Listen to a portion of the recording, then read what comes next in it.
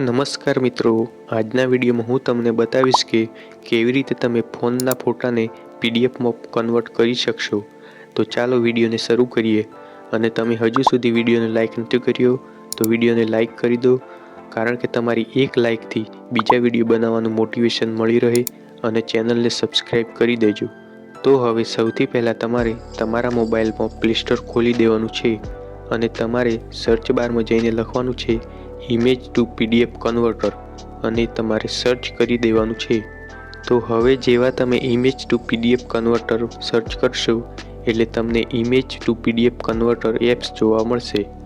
તો તેમાં તમને પીડીએફ કન્વર્ટર ઇમેજ ટુ પીડીએફનું એપ જોવા મળશે।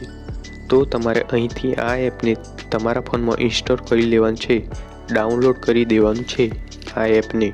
તો મિત્રો, એપને ઇન્સ્ટોલ કર્યા પછી તમારે આ એપને ઓપન કરવાનું છે।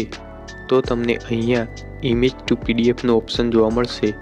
તો તમારે ઇમેજ ટુ પીડીએફ વાળા ઓપ્શન ઉપર ક્લિક કરી લેવાનું છે। તો અહીંયા તમારી પાસે અમુક પરમિશન માંગશે, તો તમારે અહીંયા એલાવ ઓલ પર ક્લિક કરી લેવાનું છે। તો દોસ્તો, અહીંયા તમારા ફોનની ગેલેરી ઓપન થઈ જશે। તમારા ફોનમાં જેટલા પણ ફોટા હશે તે અહીં બધા જોવા મળશે। તો દોસ્તો, હવે તમે જે પણ ફોટાને પીડીએફમાં કન્વર્ટ કરવા માંગો છો તો તમારે તે ફોટાને અહીંથી સિલેક્ટ કરી દેવાના છે। ફોટાને સિલેક્ટ કર્યા પછી નીચે ઇમ્પોર્ટ પર ક્લિક કરી લેવાનું છે અને પછી અહીંયા તમારે નીચે ડન ઉપર ક્લિક કરી લેવાનું છે।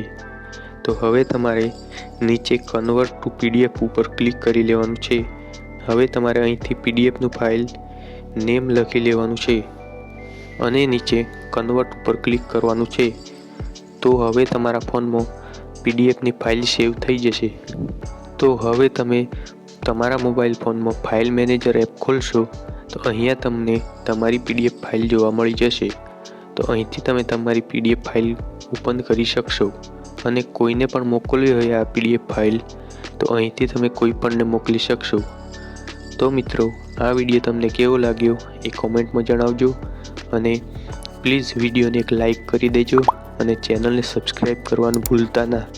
અને બીજા કોઈ પણ પ્રશ્ન હોય તો તમે પ્લીઝ કોમેન્ટમાં જરૂરથી જણાવજો। Thanks for watching.